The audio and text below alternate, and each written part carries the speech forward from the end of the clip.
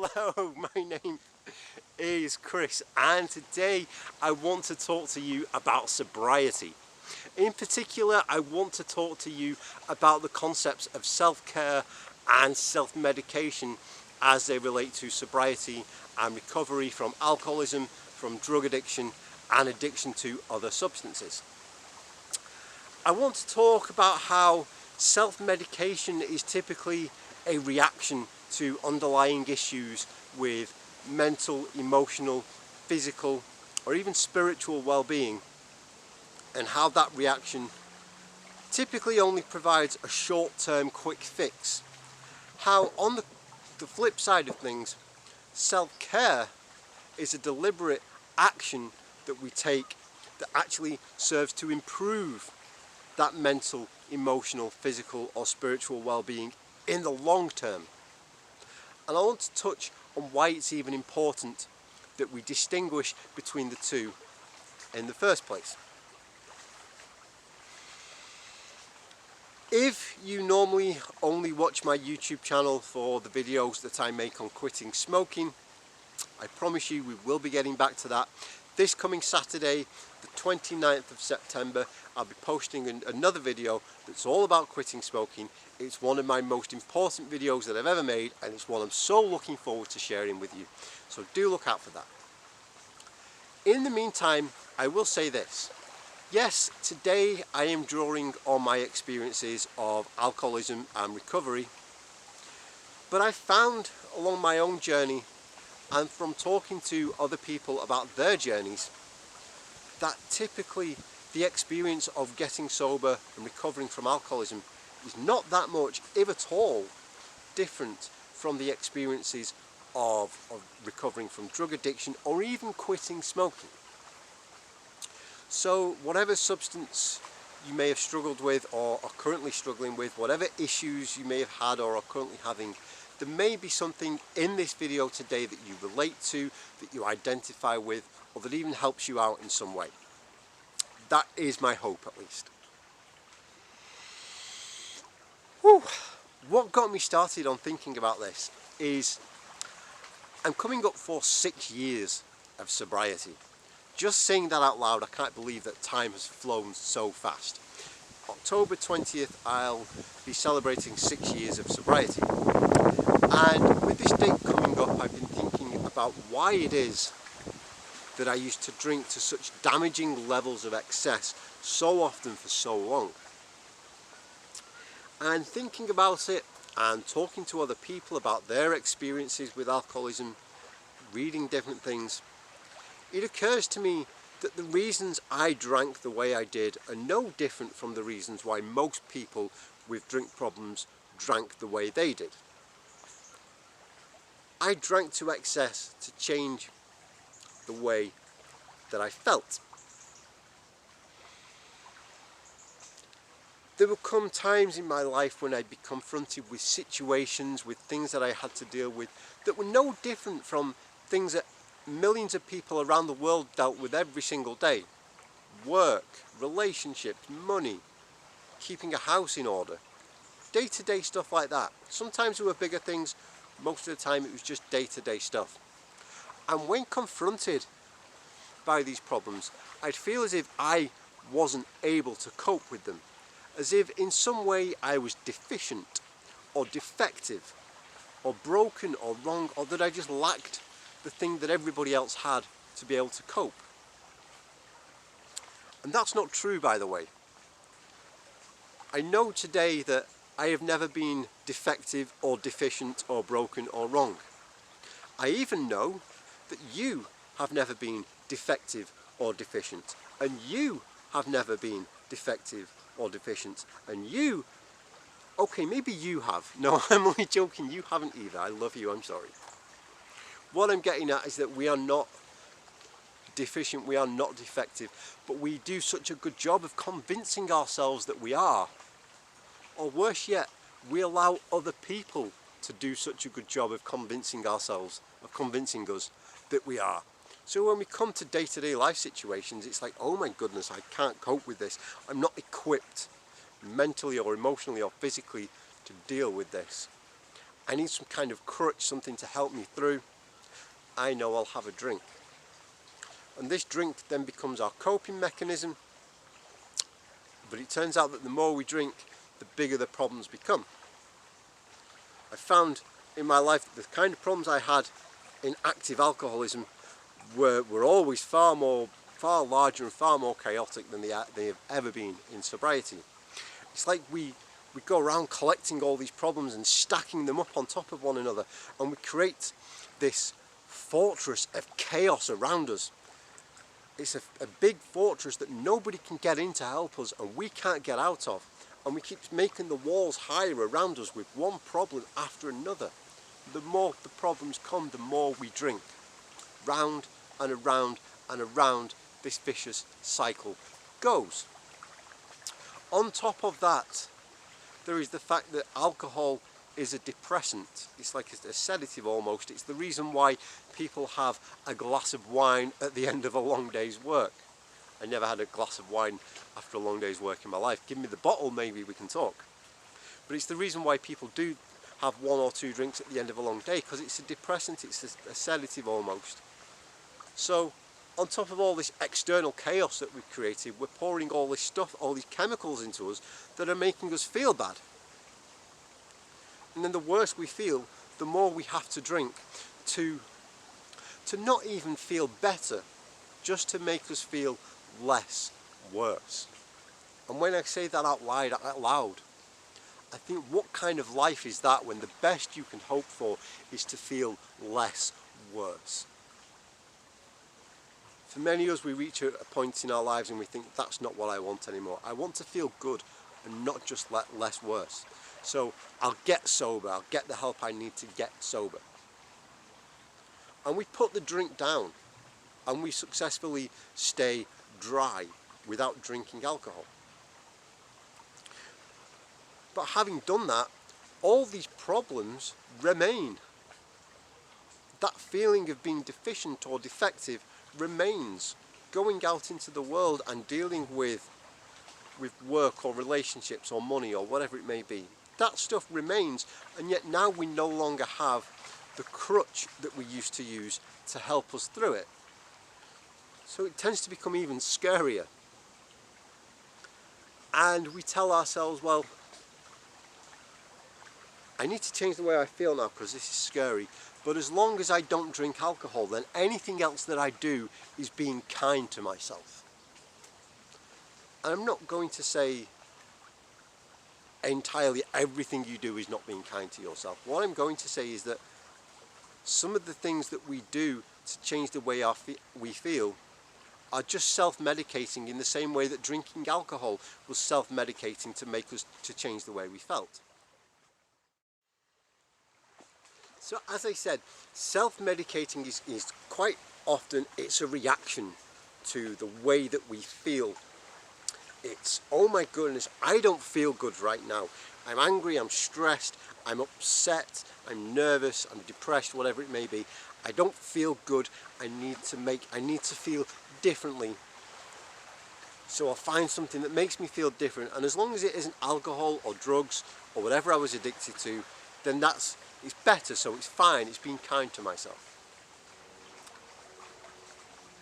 There is an argument for that, but there is also an argument that it is not being as kind to yourself as you may believe. Because although you are temporarily blocking that pain out, although you are temporarily getting that change, you are denying yourself the opportunity to dig in and to tackle this underlying stuff that keeps coming back to the surface and making yourself feel bad all the time. Whereas on the flip side, investing in self-care really lets us dive into that stuff and get rid of it for good, or at least find better ways to manage it. And there are different ways that we self-medicate, lots of different ways. And one I'm going to talk about today is sugar. And if you watch my videos on a regular basis, I know you're sighing right now. You're like, oh goodness, here he goes again, lecturing us about sugar like he does in all his videos.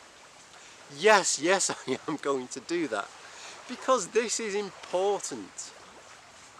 I'm not saying you can't ever have any sugar and that all sugar is terrible. I'm going to my brother's wedding next week, and when we sit down for the meal, I'm going to eat desserts, and it's going to be a nice, enjoyable experience. But there is a difference between sitting down to dessert and looking forward to it and savouring that moment, and wolfing down dessert every single night because I want to avoid this emotional pain that I'm dealing with. There is a difference between buying a bar of chocolate and sitting down and really enjoying that bar of chocolate and having a stash of them in my desk drawer at work because it's the only way I know how to deal with the stress of being at my job. I found that when I first got sober, and I'm sure if you're in a similar position you'll have experienced this, you go to 12-step meetings, and the tables in the 12-step meetings are like covered in cookies and donuts and candies and all kinds of stuff, and you see people, they get a coffee and they put like 4 sugars in the coffee and you're going, what are you doing? No! Oh my god, it drives me, I can't watch that, right? I really can't watch. And you even meet people in the rooms of 12-step meetings who tell you, if you're feeling bad, go and have some sugar because your body probably needs the sugar that it's no longer getting from alcohol. Really? I have yet to meet a recovering alcoholic who can show me this proof that my body somehow needs the sugar that it no longer got from alcohol. It seems to me that it's one of those things that one alcoholic came up with and said to another one, and it just became this myth that permeates through recovery. Yes, my body may be getting less sugar and it may even be craving it, but being kind to myself isn't always quelling those or sedating those cravings all the time, because all I'm going to do then is just eat sugar all the time and give myself permission to eat all the sugar and replace my alcohol addiction with a sugar addiction. I've seen it happen to people, I've spoken to people who it's happened to, it even happened to me. I went through this really worrying stage where I got to the point of I would find myself craving sugary drinks so bad, and it would be like I couldn't even think. And then I'd get like this 2-litre bottle of Pepsi every single day and go through this 2 litres of Pepsi every single day. And do you know what? It's funny that it's only after I stopped doing that that my mental health improved. I haven't had depression properly since I stopped doing that. There are so many studies linking high sugar intake to depression. In fact, I was reading this morning about an experiment that was done where a group of people with depression were treated by giving them diabetes medication, and it helped. There hasn't been enough done to say, okay, well, the cure for depression is diabetes medication, but these two things are so strongly linked together that had a positive effect. So yes, sugar in moderation, like anything else in moderation, is going to be okay. But if I'm just using sugar to avoid dealing with my emotional pain or my mental well-being, then that's not being kind to myself. That's denying myself that opportunity and only making things worse. And of course it doesn't have to be sugar. I keep banging on about this in all these videos because it is important. But it could be anything. You know, self-medication can even be exercise, doing too much exercise. Yes, self-care can involve going to the gym, getting exercise, getting fit and getting in shape. But if you are going to the gym 12 times a week and running and doing sports and obsessing with this as a way of avoiding what is really going on beneath the surface, is that really being kind to yourself? Especially if you are pushing your body beyond, not just to its limits, but beyond its limits, to the point where it is dangerous for you. Where you actually stop enjoying it. And you only enjoy it to the extent that it means that it's less painful than dealing with what you have to deal with. You can run 1,000,000 miles, but your problems will still be there waiting for you when you get to the end, especially if those problems live up here or in here. So self-medication may be a quick short-term fix that makes us feel good, or at least less worse in the moment, but does very little for our long-term well-being.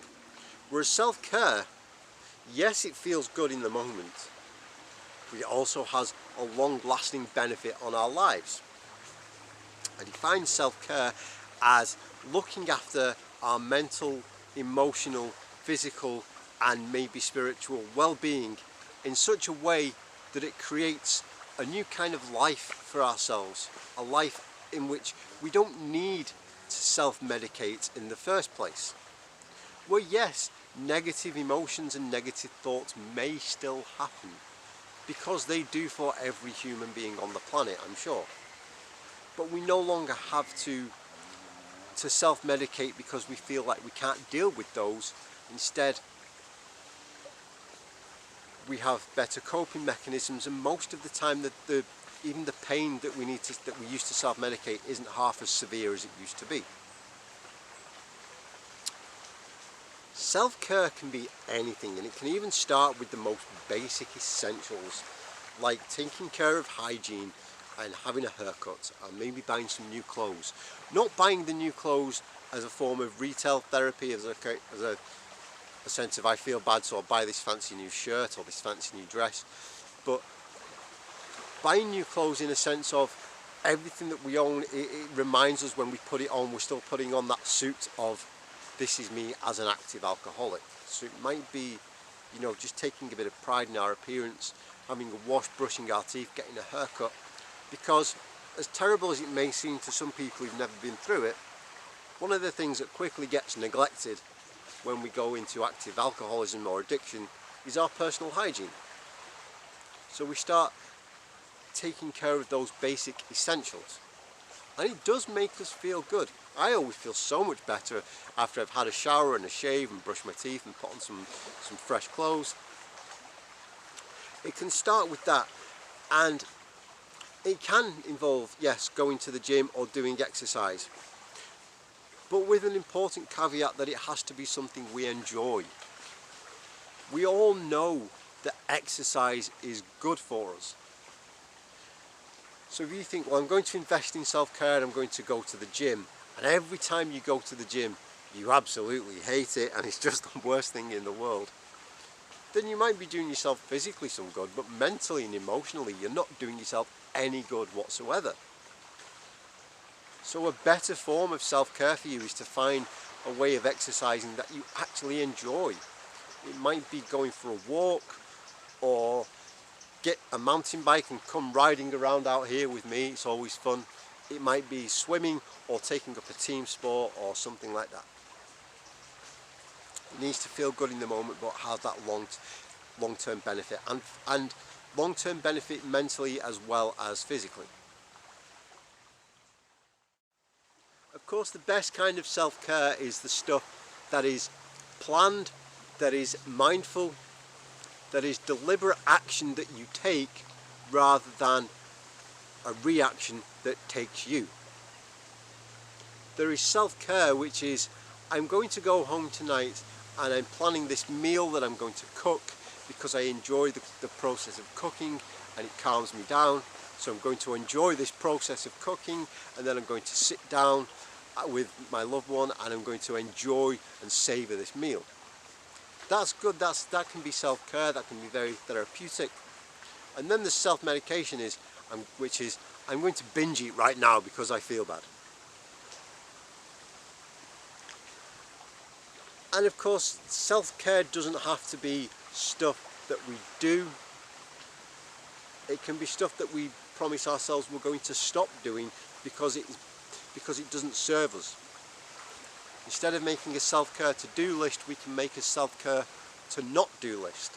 So you might put on there, I'm going to stop staying up until 2 o'clock in the morning watching TV when I know I've got to get up for work in the next day, because that lack of sleep is not doing me any good. It could be, well, I'm not going to answer my phone, I'm going to turn my phone off after 8 PM in the evening and unwind and have that time to relax. It could be, I'm going to stop talking to this toxic person who makes me feel bad every time I speak to them. because they are not doing my well-being any favours whatsoever. And of course, some of the best self-care that we can do for ourselves is the stuff that gets deep down into that stuff that we used to self-medicate. If the issue has always been depression or anxiety or stress or loneliness or emptiness or whatever it may be, let's do things that are good for us that help us to tackle this. So self-care might be starting a journal to offload these thoughts and to start making sense of them. Self-care might be being kind to ourselves by booking a session to see a counsellor or a therapist. It might be reading books or watching YouTube videos or whatever it may be to learn techniques to deal with stress or anxiety or whatever it may be.